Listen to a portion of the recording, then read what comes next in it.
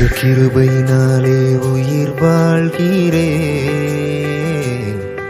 உங்க இரக்கத்தாலே நிலை நீர்க்கிறேன்.